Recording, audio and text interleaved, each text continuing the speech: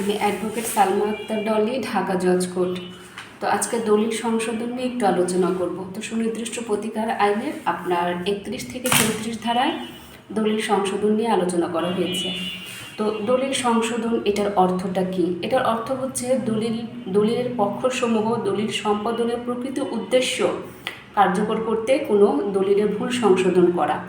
এই কথাটার অর্থ হচ্ছে যে দলিল সংশোধন যখন করবেন, মানে দলিলটা তো কোনো একটা উদ্দেশ্যে আপনি তৈরি করবেন, তো সেই প্রকৃত উদ্দেশ্যটা নিরূপণ করার জন্য, আর হচ্ছে যে কি দলিলে যদি কোনো ভুল থাকে তাহলে সেই ভুল সংশোধনের জন্য আপনি দলিল সংশোধন করতে পারবেন। এখন 31 ধারায় হচ্ছে দুই ধরনের দলিল সংশোধন করা যায়। একটি হচ্ছে যে লিখিত চুক্তি সংশোধন, আর একটি হচ্ছে যে অন্যান্য লিখিত দলিল সংশোধন। এখন আদালত তিনটি ক্ষেত্রে আপনার দলিল সংশোধনের আদেশ দিবে। হ্যাঁ, তো 1 নম্বর হচ্ছে দলিলের কোনো পক্ষর প্রতারণার কারণে। যদি দলিলের কোনো পক্ষ প্রতারণা করে তাহলে আদালত কি বলবে? যে দলিলটা সংশোধন করো। 2 নম্বরটা হচ্ছে যে পক্ষসমূহের পারস্পরিক ভুলের কারণে দলিল সম্পাদনের সময় যদি কোনো ভুল হয় পক্ষগণের, তখন এই ভুল সংশোধনের জন্য কি হবে?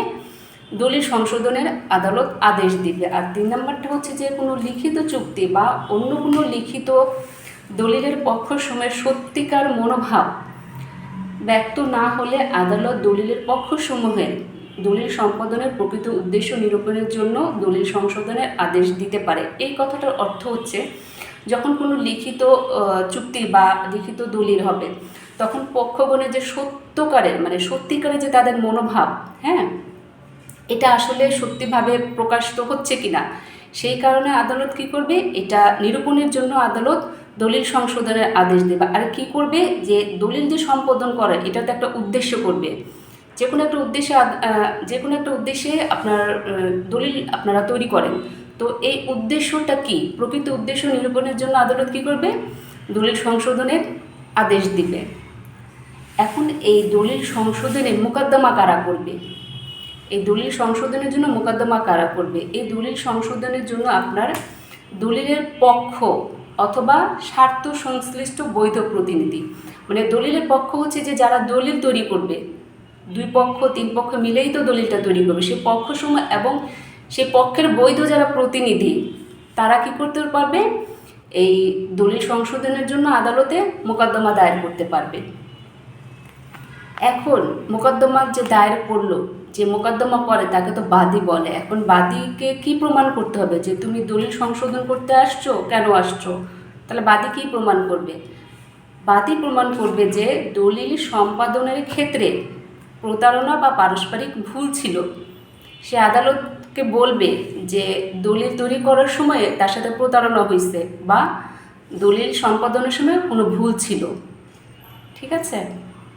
এখন এই দলিল সংশোধনের জন্য তো একটা তামাদি মেয়াদ থাকবে যে আপনি কতদিনের মধ্যে এই মোকদ্দমাটা দায়ের করতে পারবেন। সেক্ষেত্রে হচ্ছে আপনার তামাদি আইনের 95 এবং 96 অনুচ্ছেদ অনুযায়ী আপনাকে 3 বছরের মধ্যে দলিল সংশোধনের মোকদ্দমা দায়ের করতে হবে। এখন আপনি এই 3 বছরটা কিভাবে কাউন্ট করবেন? যেদিন আপনি জানবেন যে আপনার সাথে প্রতারণা হয়েছে, দলিল সংশোধনের ক্ষেত্রে আপনার সাথে প্রতারণা হয়েছে, সেদিন থেকে আপনি 3 বছরের মধ্যে আপনাকে মোকদ্দমা দায়ের করতে হবে। এখন এই আপনি মোকদ্দমাটা দায়ের করলেন, এখন আদালত কি সিদ্ধান্ত দিবে? আদালত যে সিদ্ধান্তটা দিবে সেটা হচ্ছে আদালতের কি সিদ্ধান্ত হবে? বিবেচনামূলক সিদ্ধান্ত হবে। ঠিক আছে? আর 32 ধারা হচ্ছে যে দলিল সম্পাদনের প্রকৃত উদ্দেশ্য নিরূপণ সম্পর্কে আলোচনা করা। মানে দলিলটা যে আপনি তৈরি করবেন ওটা তো আবার এইভাবে তৈরি করবেন, ওটা তো কোনো উদ্দেশ্য থাকবে। সেই প্রকৃত উদ্দেশ্য হাসিল হয়েছে কিনা সেই সম্পর্কে 32 ধারায় আলোচনা করা হয়েছে। আর 33 ধারা হচ্ছে যে দলিল সম্পাদনের মূলনীতি সম্পর্কে আলোচনা করছে। আপনার দলিলটা যে তৈরি করছেন বা দলিলটা যে সম্পাদন হয়েছে এটা যথাযথভাবে মূলনীতি অনুযায়ী হয়েছে কিনা এটা আদালত দেখবে আপনার। ঠিক আছে? আর 34 ধারা হচ্ছে যে একটি দলিল সংশোধনের মোকদ্দমা আদালত দলিল সংশোধনের আদেশ প্রদান করার পরে সংশোধিত বিষয়টি সুনির্দিষ্টভাবে আদালতের মাধ্যমে কার্যকরী করা যেতে পারে।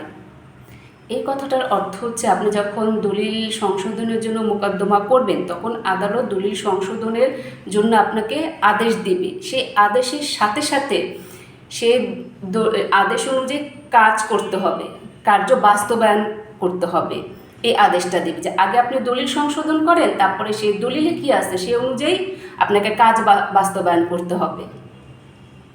ঠিক আছে, থ্যাংক ইউ।